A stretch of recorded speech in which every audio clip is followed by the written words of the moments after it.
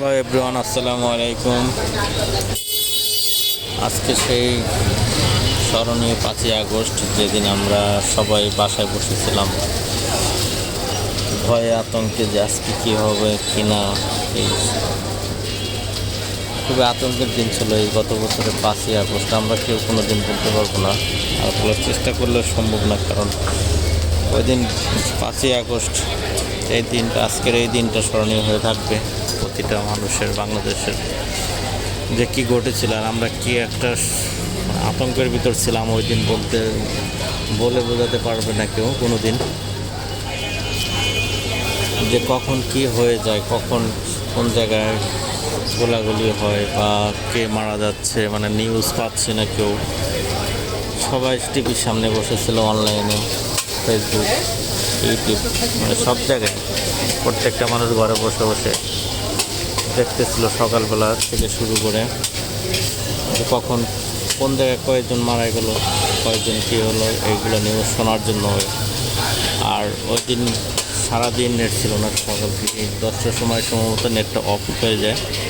আমার অতটা খেয়াল নেই। 5ই আগস্ট যখন সকালবেলা আমরা বাসা থেকে ঘুম থেকে ওঠার পরে মানে নীরবতা, একটা শুনশান ঢাকা শহরে, কোনো সাউন্ড নেই, বাইরের লোক নাই, কোনো কিছু নাই, একটা আতঙ্কের ভিতর বাসায় বসেছিলাম। আর ওই দিন অফিসও অফ ছিল, সবারই মোটামুটি অফিস বন্ধ ছিল, আর সব লোকজন বাসায় ছিল, যে বাসা থেকে দেখবে আসলে আজকের দিনটা কী হয়। আর আমরাও বের হইনি, মূলত আমরাই বাসায় ছিলাম, ভয়ে ফ্যামিলি নিয়ে বাসায় ছিলাম। কিন্তু যারা সাহসী যোদ্ধা তারা ঠিকই মাঠে এসেছিল। 5ই আগস্টের অনেক মানে অনেক লোক ওই দিন মারা গেছে।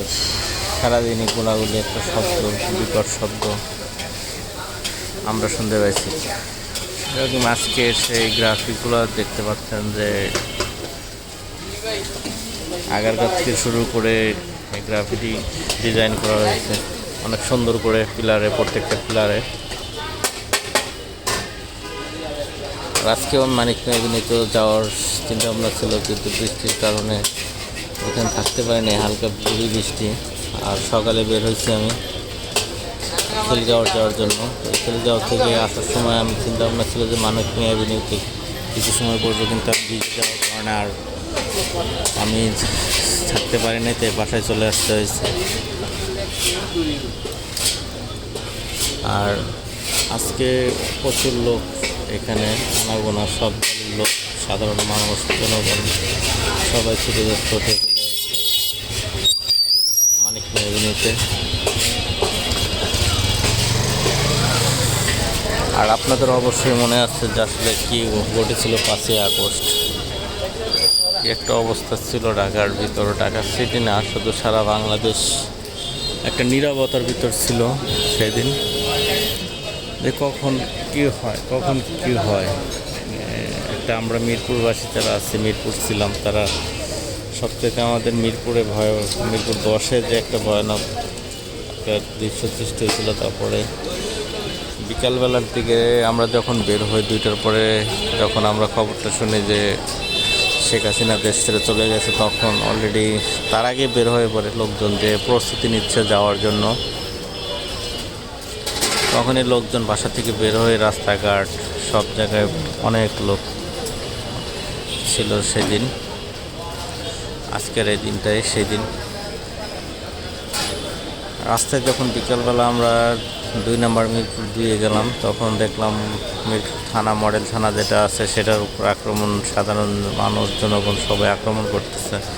তো আমরা ভয়ে ওইখান থেকেও চলে আসছি, কারণ এখানে অনেক 5ই আগস্টে অনেক লোক মারা গেছে, মিরপুর দিয়েও অনেক লোক, বলতে সারা দেশেই যারা পুলিশ সদস্য ছিল তাদেরকেও অনেক জায়গায় মেরে ফেলেছে। আর মিরপুর 2-এ সবচাইতে বেশি, মিরপুরের ভিতরে সন্ধ্যার দিকে বেশি গোলাগুলি হয়, কারণ তাদের নিজেকে রক্ষার জন্য, থানাতে রক্ষার জন্য অনেক গোলাগুলি হয়। তো সবাই ভালো থাকবেন।